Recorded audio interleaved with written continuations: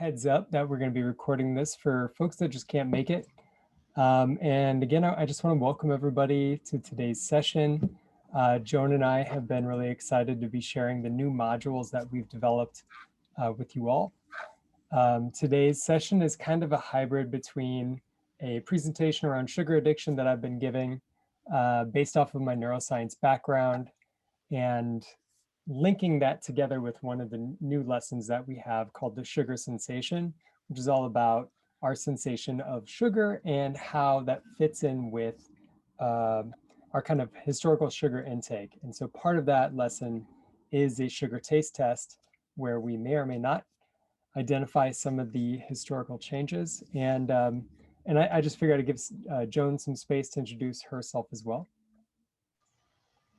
Hi there, I'm Joan Griswold. I use she, her pronouns, and I'm a former teacher, high school and middle school science teacher who has been doing curriculum development and science education outreach for a number of years. And Adam and I are working on the GEMNet program and through genome science education outreach. And thanks for coming. And so one of the big things today is that this is kind of supposed to be kind of a relaxing learning experience for you all. So I'm going to dive into a presentation. And so feel free to turn off your cameras, relax, stretch, take care of your body. We didn't really integrate a lot of active learning in this activity today, and we figured Zoom time can be tough. And so take the space you need, and I'm gonna get started. Okay, so sugar addiction is too much of a good thing. So a little bit about my background is I'm a neuroscientist. One of the big things that we were studying in my last lab was elements of addiction. And so one of the things that I hear a lot is sugar addictive, especially in relation to our diabetes curriculum. Sugar is one of those things that does have an impact on diabetes. And also both of my parents work in the food industry. And so I've had some really interesting conversations with them about sugar and about sugar addiction. And so a lot of that is featured within this presentation. Great. Okay, so whenever I think about sugar, I think about this video.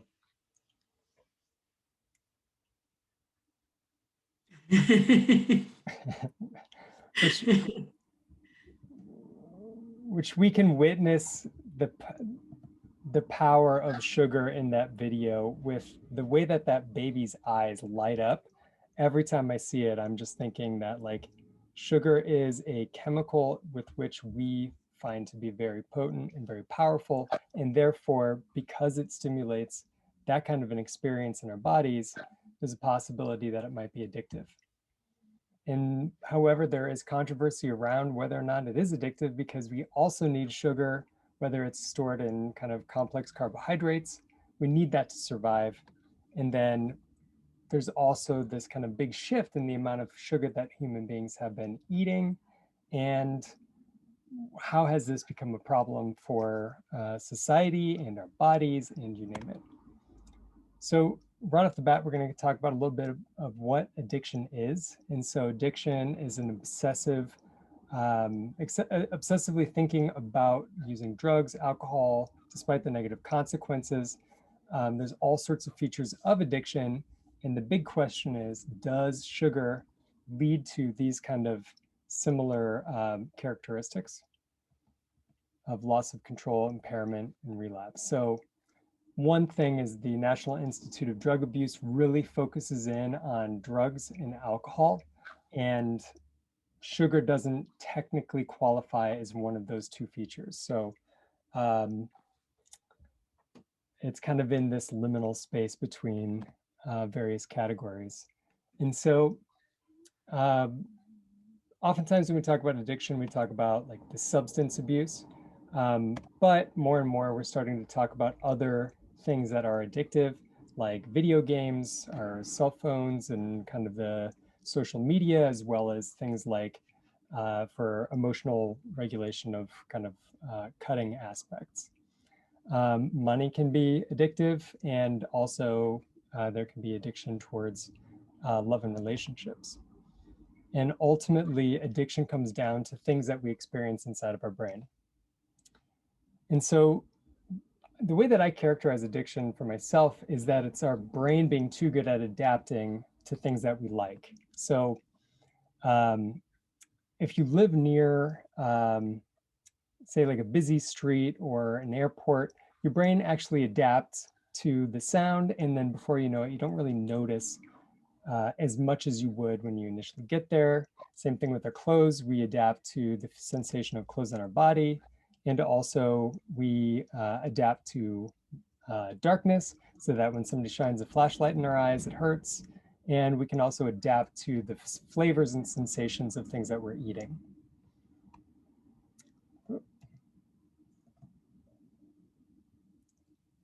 And so when we look inside the brain at where this adaptation is going on, it's going on in the connection between the neurons inside the brain. And this is one of the things that I studied in my research practice. And so whenever I talk about neurons, I like to say that neurons are a lot like trees. The dendrites here on the left of the neuron, the receiving part of the neuron, those receive the signals from other cells. The same way that tree branches will receive signals from, say, the sun. When sunlight hits the leaves on those branches, it stimulates growth of the tree towards the sun, in the same way that some cellular signals will come in, hit the dendrites, and tell that neuron to grow towards that. It's part of that adaptation process and the learning process as well. And so when one connection inside the brain is activated repeatedly, the brain cells say, that sounds great, we need more of that, and we'll actually grow to increase that connection. And one of the chemicals that's really good at stimulating that connection is dopamine.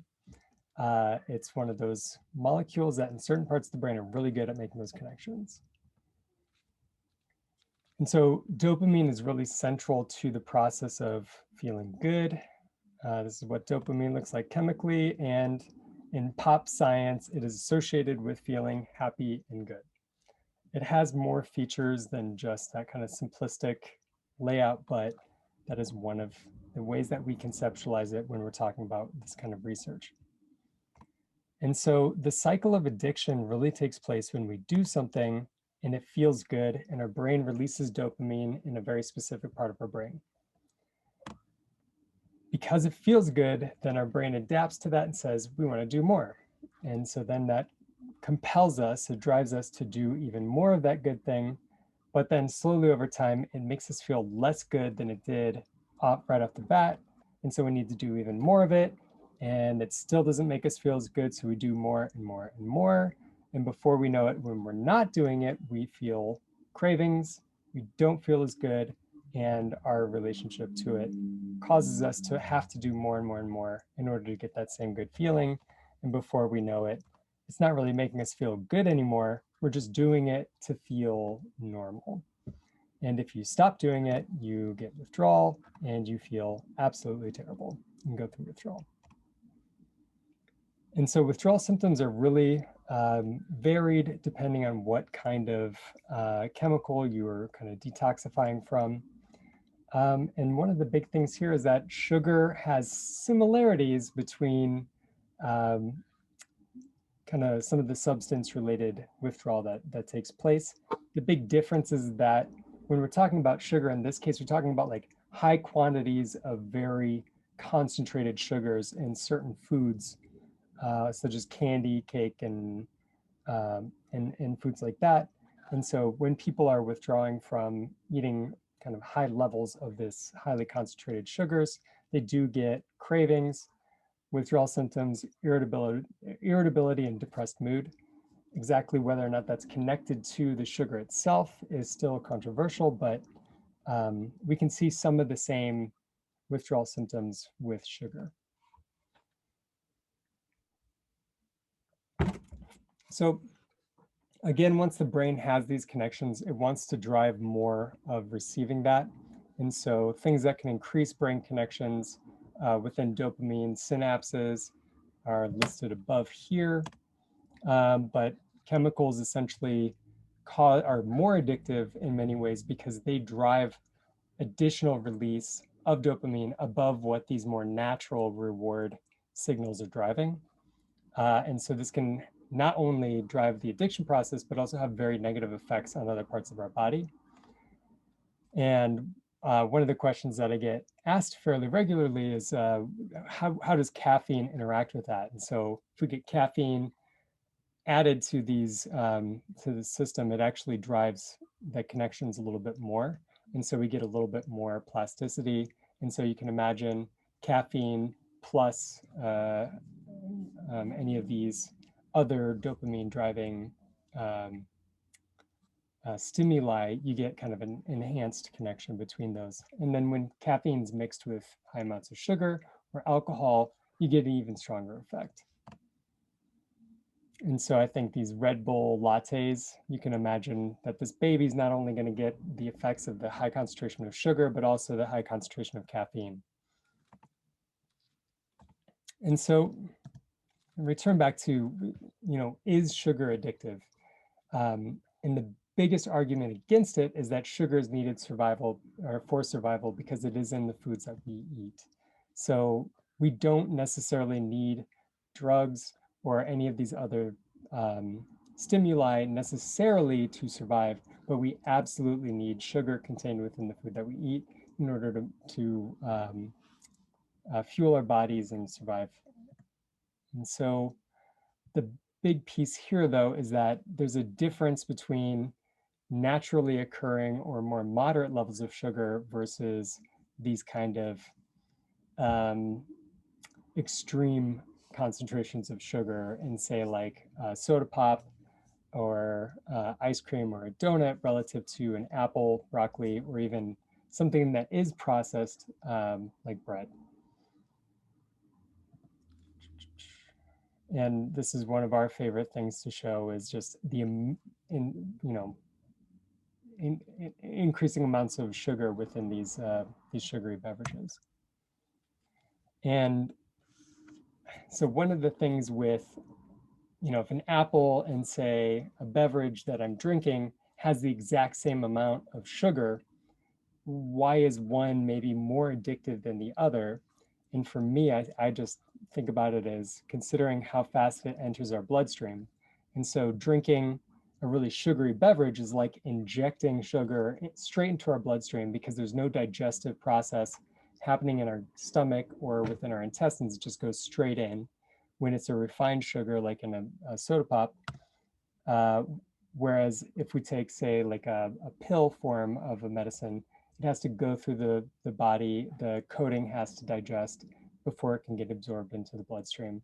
And so the onset is a lot different when it comes to a refined sugar versus apple, which has the sugar in kind of a more complex form with extra fiber and things like that.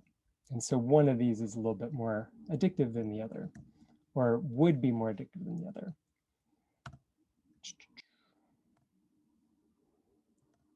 So the other thing is various forms of processing food will make the sugar more available, which is why we cook potatoes into French fries and they taste better. Or say, take grains and mill them down into making bread, just makes the sugar more available to run our bodies and our brains, which is good in some sense, but also could be challenging in different ways. And so the way that addiction gets researched in rat and mouse model studies is really, we put the animals in a chamber where they can press a lever in order to get an injection of drug. And you can have these different situations in which they press the lever to get a drug injection. And so on the right, we can kind of track the number of injections they get per session over the course of, say, 18 self-administration sessions where we're putting them in the box and measuring how many times they press the lever. And so if you put inside the injection needle saline, they press the lever because they're interested and they slowly realize, it's not a big deal, but they'll still go by and they'll press that lever a little bit. But with cocaine, they'll start off with getting that injection they'll get kind of a little bit of a rush and they'll be afraid of it, but then eventually they go, oh, actually that felt really great. And then slowly over time, as they get used to that situation, they associate the lever with the drug. And then before you know it, they will take about as much as their bodies can handle over time. And there's different setups that you can do to try to identify various forms of the addiction process, but it's a really potent effect that we can see. However, one thing with rats is that they actually, right off the bat, you can see they don't like cocaine all that much. It takes them a little while to figure out that they do like it. And if you just put a choice between getting an injection of a drug or getting a little sugar pellet, generally speaking, the rats enjoy the sugar pellet more than the cocaine. And I love this cartoon. It's a lot of fun. And again, this is the lever pressing for a sucrose pellet within rats and mice. They love it, and they will administer sucrose in pretty much in this exact same way that they'll administer drugs like cocaine. And so one of the elements of addiction is that a stressful situation will actually increase the rewarding element of a dopamine bump, essentially. And so when under stress and rats get a cookie, they actually will, so under stress, rats will actually prefer the drug rather than the cookie. And so the idea there is that when you're stressed out, you're having kind of a low dopamine state, and something like a natural element of dopamine kind of raise your dopamine levels up to a normal level. Whereas when you're stressed out and your dopamine levels drop significantly, the reward from getting the drug causes dopamine to not only go up to kind of baseline normal levels, it causes it to go up to this extreme level. One of the reasons why the rats, oftentimes when they first get that cocaine injection, is that this massive increase in dopamine will actually come out the other side and be a negative experience the first time they press it, and they need to kind of get used to it first. But if you stress them out, they like the cocaine right off the bat, because now they're not having the negative effects of having kind of too much dopamine rushing through their body. And the same effect actually happens in human beings as well, where you can see this correlation between stress and addiction in humans. So some of this research that I was doing in my old lab intersecting with the work that we're doing around type 2 diabetes led to a new lesson that we are still working on. It's finished, but we really need feedback. And so this is called brain snacks, where you make snack choices and then we measure the amount of dopamine release in the brain based on kind of a choose your own adventure, but with snacks. And so we're going to be piloting that the last week of this month, or the last Wednesday. So I'm really hoping to get feedback on that activity, because we're kind of running into some situations around like, yeah, we just really need some feedback on that lesson, because I think it's a good lesson, but it also can be interpreted in some really negative ways around people's relationship with food and making decisions around food. And so we want to make sure that we're approaching that in the most respectful way possible. And then today's lesson is called the sugar sensation, where we have a taste test that kind of identifies the ways in which our tongue and our brain adapts to sugar. And so kind of the central piece of this whole idea of sugar is related to the history of sugar consumption in the world. And so sugar has a very rich history, considering that it used to be really hard to get.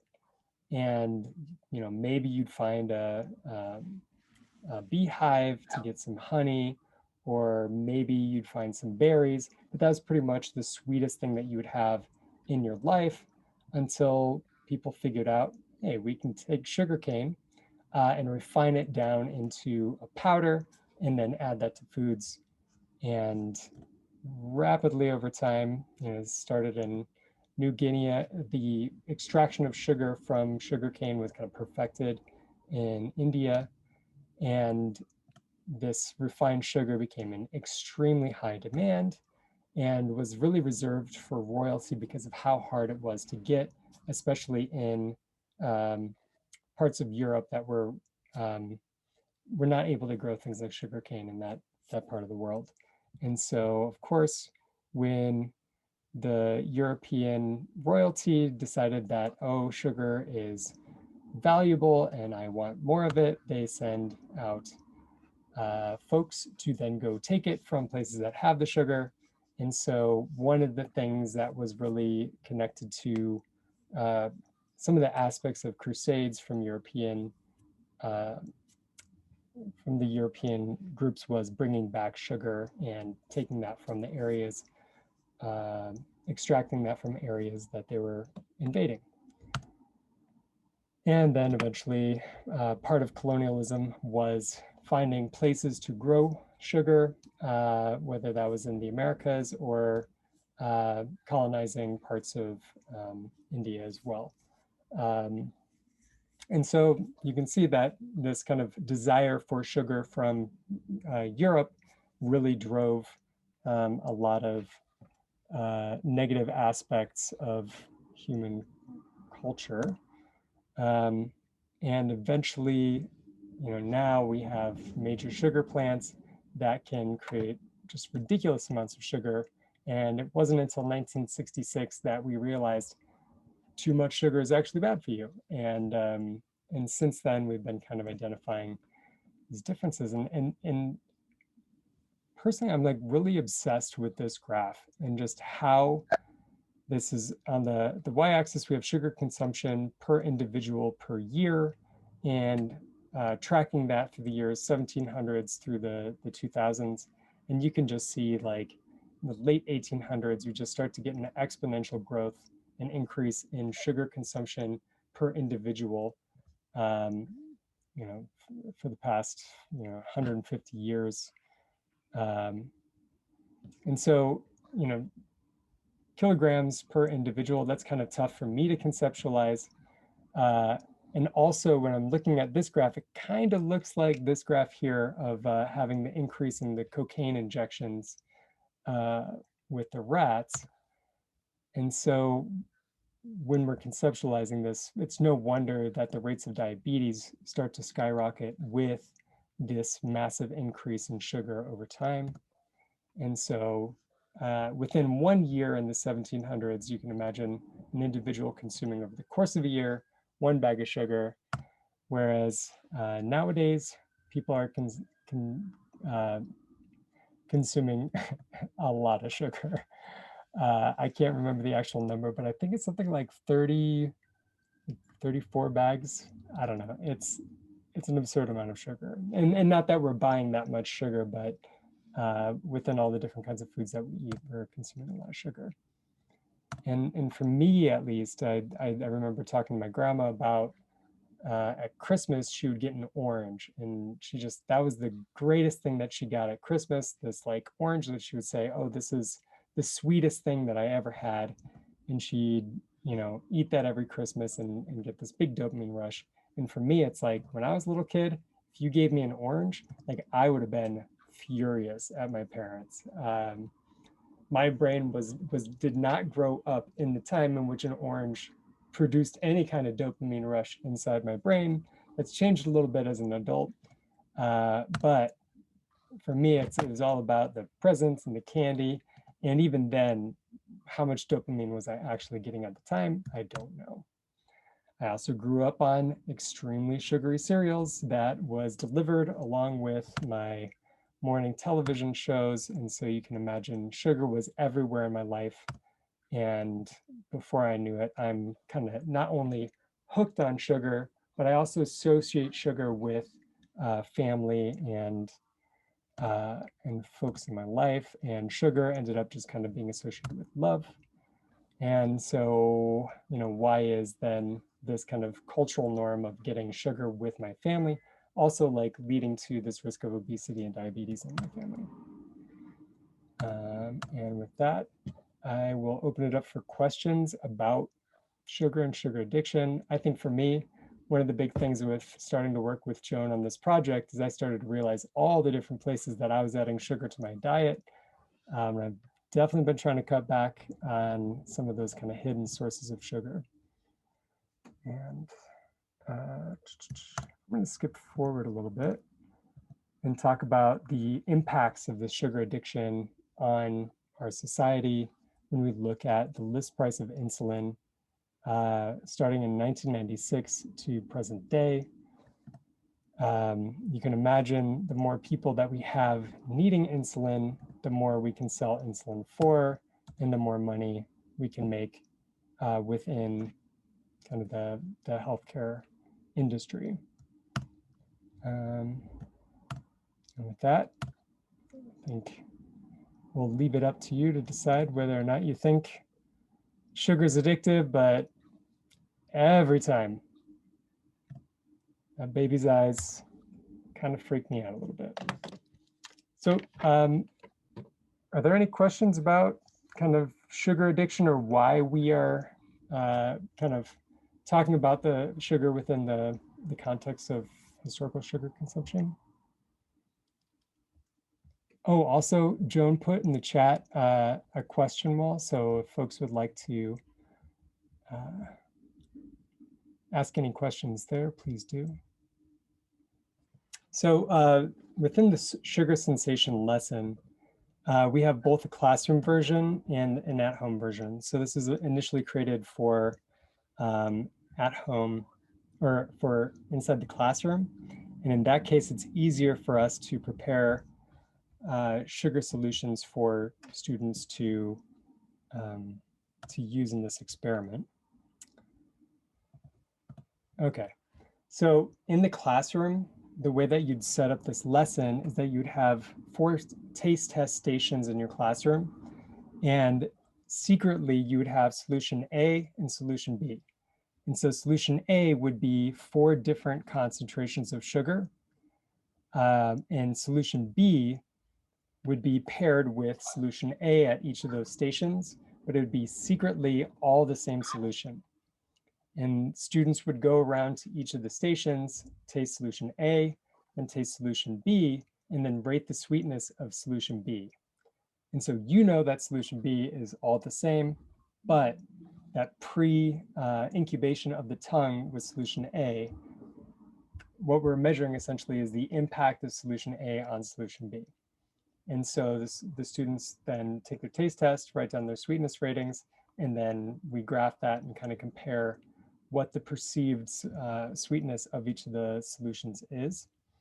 This is a little bit tougher to do when students are at home because not everybody has access to what they need to make this sugar solutions.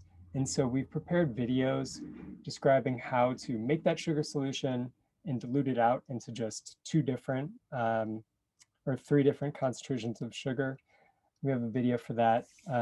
But the simplest way to do that is to just take something that is a sweet beverage, like orange juice or apple juice, and then you just do a 1-to-1 dilution of that, and then a 1-to-1 dilution of that.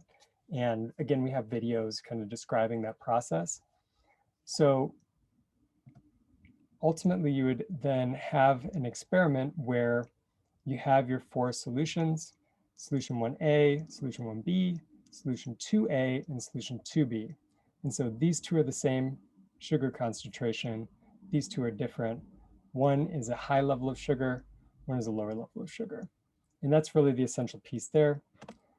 So once the solutions are set up, the student then can make a hypothesis about whether 1B or 2B, which are secretly the same solution, which one is going to be rated higher in sweetness based off of the pre-incubation with 1A and 2A. So they would take these solutions after making their hypothesis on the right here. They would take these around to their household and collect data. And then the class would all report out the data that they collected together. And then you can do a big data analysis together for this experiment. And so just as an example, we have our participant here doing the taste test for us. And again, all of this is online connected to the curriculum itself. Okay, so I'm ready to find my roommate and ask them to do the taste test for us. Okay, so this is my roommate Robbie, and he's going to rate the sweetness of the sugar solutions on a scale of 1 to 10, with 10 being the sweetest and 1 being not sweet at all. Are you ready, Robbie? So excited to do this experiment with you, Adam. I'm ready. Okay, so 1A, here we go. That's good. I give it an 8. Okay, so the next one, I believe this is 1B. Oh, well, it's a little sweet, but not very sweet. I'm gonna give it a 4. Okay, so 2A. Well, that practically tastes like water, so I give it a 2. All right, final solution, 2B. Well, that's pretty sweet. You know what? I'm gonna give it a 5. Great. Okay, Robbie, thanks for participating. And yeah, do you want to know the secret? Well, yes, I do. Okay, well, Robbie, 1B and 2B were actually the same concentration of sugar. What? Oh, that's ridiculous. Well, they just tasted different. I don't get it.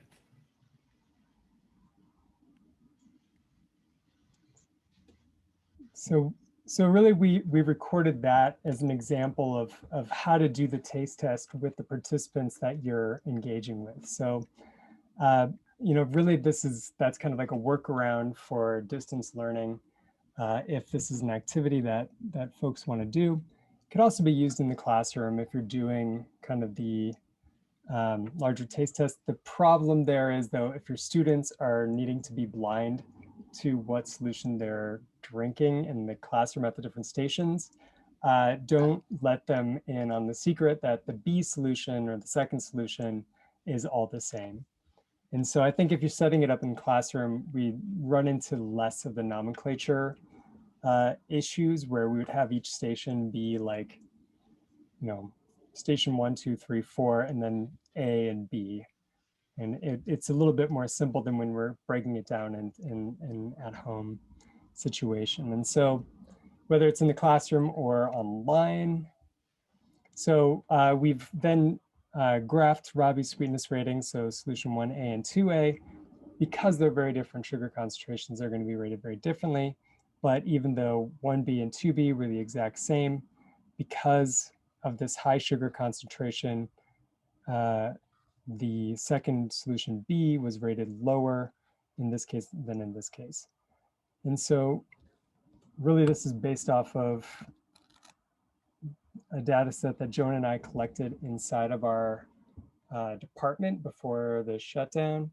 And we had the 4 solution A. So the first solution was 0 molar, 0.05 molar, 0.25 molar, and 1 molar sugar solution for A. And so then this was the sweetness rating of solution B that was secretly all the same.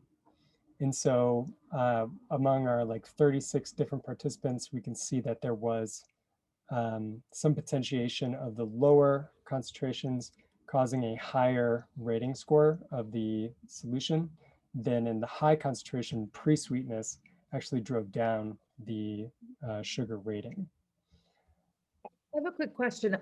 For the data, are you, these graphs look great. And I just kind of tried to put in some data of my own just to see if like the graph came up or something. Would you recommend that we would have the students like plot this data? How would you kind of present this, or how would you have them engage in this kind of graphing? Because I mean, I could have them do it on their own, but I was just wondering if you guys kind of had a plan for how to present the data.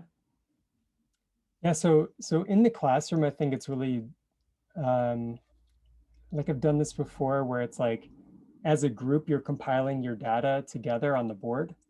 So Joan has really good ideas where you just take a sticky note and you're posting what your rating was for each of the solutions.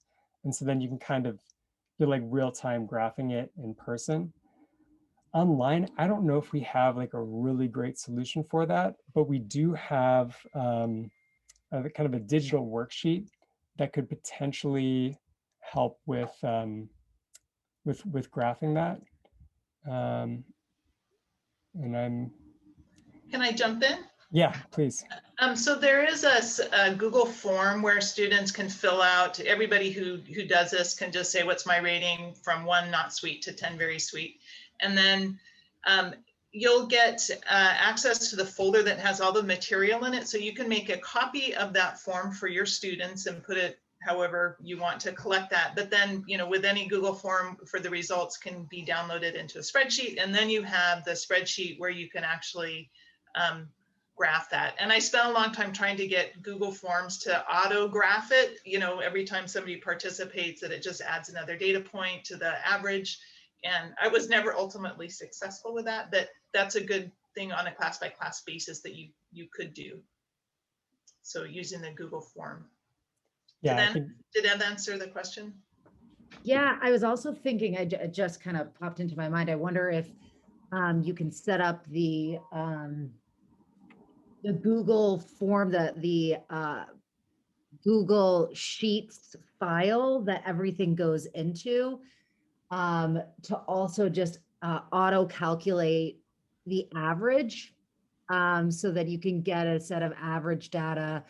And then, I mean, you might even go as far as to kind of have the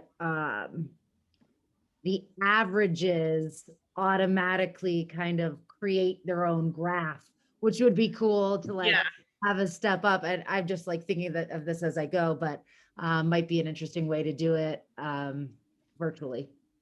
Yes, I agree. That would, and really for any student to any classroom anywhere who's contributing to the data set, then you're looking at everybody's data, which would be kind of cool. Yeah, the one piece that I think I'm still struggling with creating the solutions at home is whether or not like the consistency between the students will actually yield data that's easily like that actually kind of follows, say, Robbie's sweetness score. Because I think if each, you know, depending on each student's situation for like diluting the solutions, I don't think we've had enough people do this activity yet to really know how easy or accessible that is to run a taste test.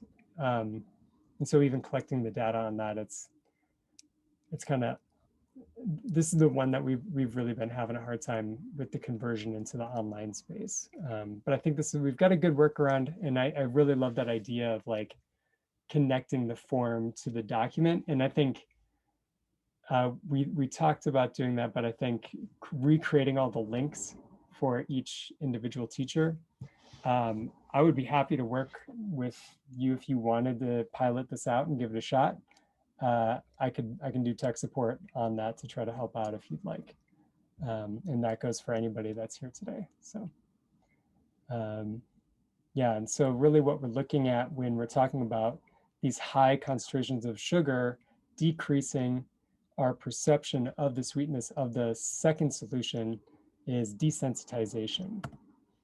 And so once we kind of collect the data and we're analyzing that, we can then go in as a class and talk about the tongue-brain connection inside the within this lesson plan. And so this is an accompanying slide set to kind of talk about the data as you're interpreting the data as a class. And so really taste starts on the tongue, ends in the brain. And so when we're talking about the tongue, we have all these little taste buds with these sugar receptors on the taste buds. And so then when sugar hits the tongue, it hits those receptors, which then sends a signal into the cell, which then sends a signal onto another brain cell that then goes into the brain, and we get this little light bulb that goes off in our head that says, we've got sugar on the tongue. And, oh, I put out everything in there, great. And so that makes us say, yum. If we get more sugar, we get a bigger yum. And when we get massive quantities of sugar, we get a really big yum in the brain. But if suddenly we were to go back to a smaller amount of sugar, our brain goes, where's my sugar? So that's kind of connected to the addiction piece. We kind of expect what we already have inside the brain. And so how do we, where is that change happening that causes us to want more and more and more and more sugar? Is that happening on the taste buds, or is that happening inside the brain? And so taken into context with the amount of sugar that we're consuming per person, it makes sense now that things that were sweet for my grandma is no longer all that sweet for me. And that our brains can easily adapt to this change in sugar. But I think Joan put it great when we were talking about this lesson. The pancreas cannot adapt the same way that the brain does. And that can then lead to this really significant impact on our health with regards to diabetes, and is probably leading to this sharp increase in diabetes prevalence with sugar intake. And so really the kind of the big takeaways are, how does our sense of taste adapt to change? Taking into consideration how much sugar is being conducted or taken in, how does that affect our perception? And yeah, just kind of taking a step back and really perceiving what that major change is. And so some of you might be familiar with the second part of this lesson, which is our GEMNet lesson, which takes this idea of the sensation of sugar and really starts to manipulate that in real time with using chemical inhibition of the sweet receptors on our tongue with GEMNet. And it's a great lesson that accompanies this. And this kind of sets it up for just talking about our sensation of sugar to begin with. And so are there any questions or comments on the lesson? Again, we're really looking for people to pilot this and give us feedback, even though we're constantly giving ourselves feedback in real time. So.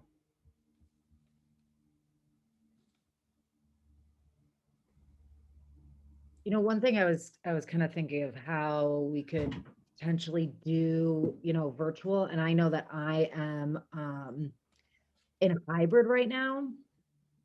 And so having maybe the students that are in school do the taste testing, and then, have the other students collect the data and make the graph or something like that, might work well, because I'm seeing the same issue with the virtual or the at-home taste test. But that I think it could be really cool if you have like lab groups where one person gets to do the taste test. And then maybe, later on, if the person does come to class, you can kind of keep adding to this like class data set as students come back, I don't know, to school. Yeah. Well, and I think you could play with it as well and, start to mix it up. So if some of the students already know kind of the secret, you can mix it up, and then, will they, if they think they know what the second solution is, will their brains kind of create a predictive response with regards to that, right? So like, and that's kind of, so a lot of this comes from like my interactions with my dad, who would like bring Oreos and Hydrox home and be like, all right, which one do you think you like? And then he'd blindfold us, and then we'd sit there and try each one. And it was like, I was not able to accept that I liked Hydrox more than Oreo. Like that was challenging to my like worldview. So, I think that's one of the things that's really fun to play with with regards to sensation is it is so easily manipulated, in the same way that it's kind of very, in a simplistic term, manipulated in this activity. I wonder if you could also do like a extension with your kids to have the students try to find ways to like, sneak and like try to get their classmates to think, like try to find the solutions of sugar that, they can trick their classmates into thinking are less sugar. So that could be a fun like inquiry part, or extension. And The molar solutions are not challenging to make at home if you give your students exactly, you know, it's weighing out sugar, or you could turn that into quarter cup, a measurement, put it in water. And it doesn't have to be so exact that the whole experiment is not going to work if they're off a little bit. But some students like doing that kind of thing at home, and some wouldn't. So. Yeah. Well, I was thinking that the extension for those at home, because I think I'm still going to have some of my students at home the rest of the school year, is do it in class and let those at home watch maybe what Amy said, have them do the other part, but then encourage all of them to do it at home, because it's a teaching moment for the rest of the people in their life. If we're really looking at teaching people about sugar and diabetes, have them do it at home also, and can see if they come back with the same results. And there's another piece that we can kind of add on, and I think we didn't do it because, like, navigating potentially making people feel uncomfortable with how much sugar they take in. But you can imagine, though, that somebody that drinks or consumes a lot of sugar, their overall ratings of the sweetness will be lower than people that don't consume a lot of sugar. And so I think that's something that navigating doing that in a public discussion in class can be really tricky, but asking the students to reflect on that personally could be really impactful in some ways in that. And I think that's something that we're having a lot of discussions about, is figuring out how to navigate that. Because if we were to say, oh, how much sugar do you consume, you know, and having people report that out, like, if I'm having a problem with, you know, eating disorders or anything like that, and I have to say that publicly, like, like that's, you know, that's challenging in some ways.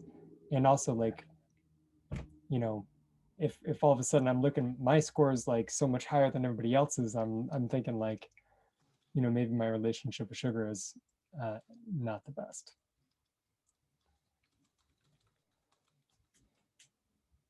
Which I think is comes back around every time with these lessons, is it's like, all right, how do we talk about this in a way that doesn't make people, like, that informs without shaming? And I think that's not the easiest to navigate.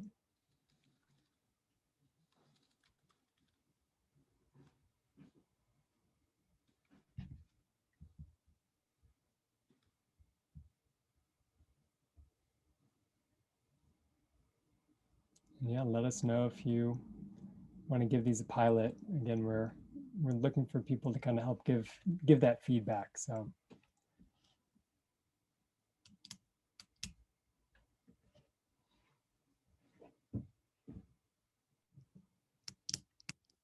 If there's no other questions, we can end this week a little bit early. I'm sure nobody's like, oh, I want more Zoom.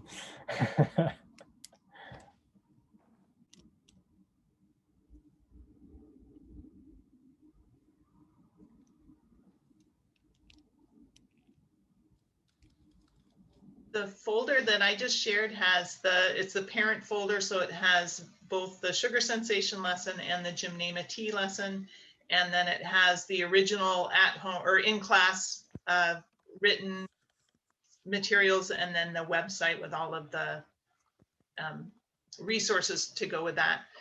And I think if you are a Google school and you want to use the Google site, you can ask one of us to make a copy of it for you, and then you can have your own site and then tie it to your own collection materials, your Google Forms. So just let us know. Thank you guys very much. Yeah. Really appreciate it. Glad you all could join us. And so next week, we've got a new lesson that Joan's been working on with the ethics around vaccines. And I had an interesting lunch with legislature, or the state legislator, around vaccine information access and they wanted to know the science behind it. And I was like, okay, I don't know if I know exactly how to talk it in like complicated terms, but I think it fits in really with a lot of the work that we're going to be talking about next week. So. Well, you guys are all from the Northwest, right? So I know that that region has a history of anti-vaxxers. Is that correct? I'm from Chicago, so I just know that I've heard that. So that'll be interesting to watch next week. So. Yeah, and the presentation that I was giving was, they were asking, and I don't know how I got roped into this, but they were asking, why is it that some communities are like hesitant to get the vaccine? You know, particularly like Black and Brown communities that have historically been used as like research subjects. And so we did a deep dive in that history, and it makes sense. Like if you know the history of experimentation and you know, I think some of the folks that were in the Zoom call were kind of like eating their lunch and going, oh, I did not know I was going to get a presentation like this from Adam. So yeah. And really like, thank you all for coming and participating in this. And again, we appreciate your time on this. All right. Thanks, guys. Yeah. Thank you. Bye.